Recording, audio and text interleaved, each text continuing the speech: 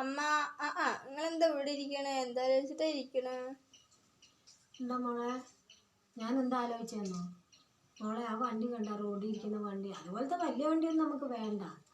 ഒരു ചെറിയ സ്കൂട്ടി വാങ്ങിക്കുന്നത് എങ്ങനെയാ വാങ്ങിക്കുന്നത് ഞാൻ ഇങ്ങനെ ആലോചിച്ചിരിക്കുക പൊന്നു. എന്ത് ചെയ്യാനാ? നിങ്ങൾക്കിപ്പോൾ എന്തിനാ സ്കൂട്ടി?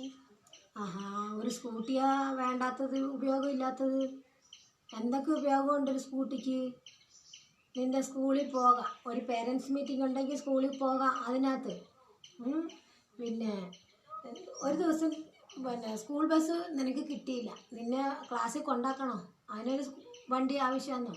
പിന്നെ നമ്മുടെ വീട്ടിൽ ആരെങ്കിലും ഒരു വിരുന്നുകാർ വന്നാൽ ഒരു 1 ലിറ്റർ പാല കടയിൽ പോയി വാങ്ങിച്ചുകൊണ്ട് വരാനായിട്ട് സ്കൂട്ടി വേണ്ടേ?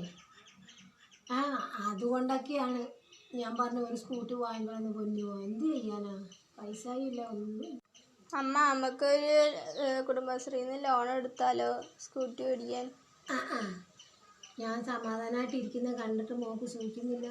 ഇനി ആ കുടുംബശ്രീയിലെ പെണ്ണുങ്ങളുടെ വായിരിക്കുന്ന ചീത്തയും കൂടെ ഞാൻ കേൾക്കണം. പിന്നെ മാസാമാസം അതടയ്ക്കാനായിട്ട് 4000 രൂപ പിന്നെ ഞാൻ ഉണ്ടാക്കണം. എന്തിനാ മോളെ? എനിക്ക് ഞാൻ സുഖമായിട്ടിരിക്കുന്ന കണ്ണിന്ന് കണിപ്പിക്കുന്നില്ലേ?